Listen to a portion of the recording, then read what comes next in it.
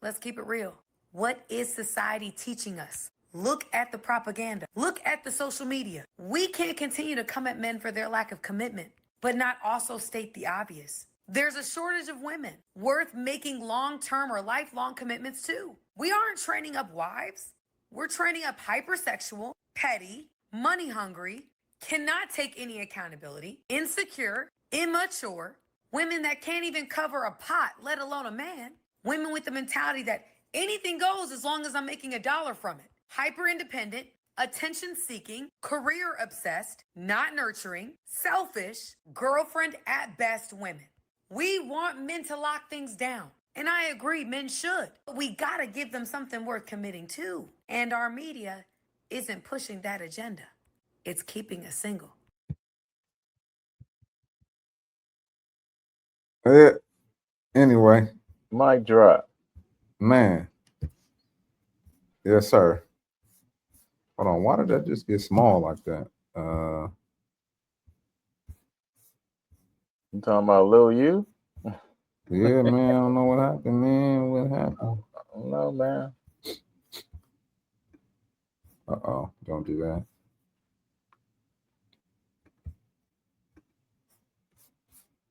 All right. We'll just rock with it like that. Cuzzo, Yeah. I'll let you share first, man. What she said was true. You know, a lot of what we see and what we're shown today, you know, is dividing, you know, men and women and putting them against one another. The values and morals of today are not, you know, the values and morals of yesteryear per se. Um, we're a household, you know, men and women. And as I said before, you know, the things that are good and free, those are the things that are not promoted. So the things that they want to promote, those are the things that you're going to see online more than likely, the algorithm, you know. And if you allow yourself to be controlled by that algorithmic, you know, frequency, then yeah, you're going to fall right in line in alignment with some of those ways and thinking, you know. It's a type of energetic, you know, way of thinking and being. So if you're coming across people, you know, in that space, in that sphere, then that's going to become your speech. That's going to become your mantle. That's going to become your cross that you take up and move forward and kind of run with the rhetoric. And that is, again, a part of what they want you to do. That could be a part of what we just said, you know, the Gemini devil. That could be something from his list. So people have to speak to, you know, more of what they want to see and stop speaking to more of what they don't want to see and what's happening. You have to be that light. You have to be that other side of positivity, because that's going to attract, you know, people that are looking for that, you know, and possibly wanted to manipulate, possibly wanted to take advantage of. But also you have to understand in that same light, you know, you can be the one to inspire and bring up people higher, you know, to a vibrant space and place that brings people together that want to see and succeed at a higher level, you know. And if you hold that space and place for people, you know, then it's going to happen, you know, eventually. But the more and more people that are thinking a certain way, you know, and it becomes a culture, it becomes a trend, and it becomes viral. These are all the things that we see online today. So here's hoping that everyone who engages in, you know, a household, you know, as what's going to bring a more balanced and a more collaborative community, you know, building on a strong foundation of communication, trust, you know, not listening to what everyone else is saying for clicks, and not what else everyone else is saying for fame and pride. These are all the things that have you fall by the wayside. Again, these are things that's coming from that list. So what she was saying, you know, is definitely true. And hopefully speaking, you know, a lot of times when I see ladies speak like this, it's like they are maybe single themselves. You know, they may be um, becoming awakened, so they have to speak to, you know, what they've seen, what they've been through. You know, I never really see, and I see them every now and then. You know, you see people that are together, married couples. You know, you have a couple people that speak on platforms together, but those are the spaces and places that are not shown a lot. That's not the ones that go viral. And every now and again, you'll see some popular ones. I've seen a couple here and there online, older couples, a little bit younger couples, but those are the things that we need to see more. Maybe I need to speak up more and have conversations and speak to what it should look like. You know, I have a significant other. You know, we had a conversation the other day about, you know, things happening in such a way that kind of challenge you to change, you know, because if you don't have that change, you know, and you're trying to go to a different space and another level, you have to be tested in order to see if you can handle, you know, the next level that you're going to. So what she said and what she was talking about, for me, because I have daughters in my house, so we don't have conversations, but I know we need to have some conversations as we move forward, you know, and it doesn't need to be weird, you know. Say, hey, this is what it is. This is how it should be. You know, when you're looking and you're dating, you know, have these conversations with your daughters, have these conversations with your sons. And some people do, some people don't, because they want them to focus on a career, getting a degree, you know. But at the end of the day, once you get that and you have that, then you don't have those social skills to fall back on when dating and looking for a mate, because you put all your time and energy into becoming educated in the field, you know. So you have to have those conversations. Yeah. Thank you, Cuzzo, for that. Yeah.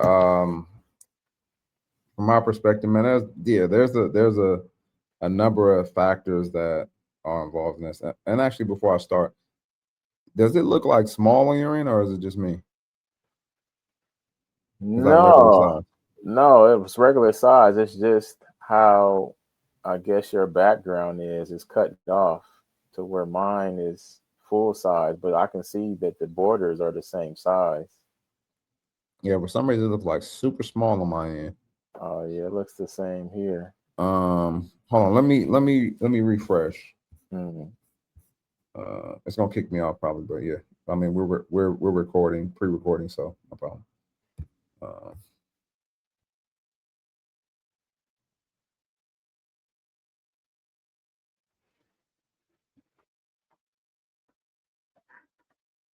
that's odd. There we go. Man, put me back over in my spot, man. Get out my spot. You know what I'm saying? But yeah, so what I think is there's a lot of factors that play into what she said, and what she said to me was eloquently said. She said it how she wanted, you know. Um, it sounds like, and I could be wrong, I don't know if it's from experience, you know, or if it's from, you know, the way she was raised. She had a, you know, a father, a strong father in her life who kind of showed her what, you know, a man should be, you know, but she also was able to talk about some of the current issues and some of the current things that are happening um, in today's society, the dynamics between men and women, and why some of those things are happening from her opinion. And a lot of them I definitely agree with as well. And like there's this book I read, and some of you probably read it. I don't know if this part actually stuck out to you, but it's the Four Agreements. And so the Four Agreements, in the very beginning of the Four Agreements, it talks about how when you go into a relationship with somebody else, that there's a lot of factors that people don't talk about and they don't discuss. And this is very important for the dynamic and makeup of a relationship, because one, I myself, Marco, I was raised by a mother who was from a certain era, she has certain beliefs that was instilled in her. So she was developed a certain way, mentally, emotionally, like she has certain beliefs. And then I have a dad who grew up somewhere actually not quite as different, but different, because they were born in the same state, but different father, different mother who instilled different things in them. And so then they come together, and then their beliefs and belief systems, their relationship, God, life, family, all come together. And then guess what? They had me.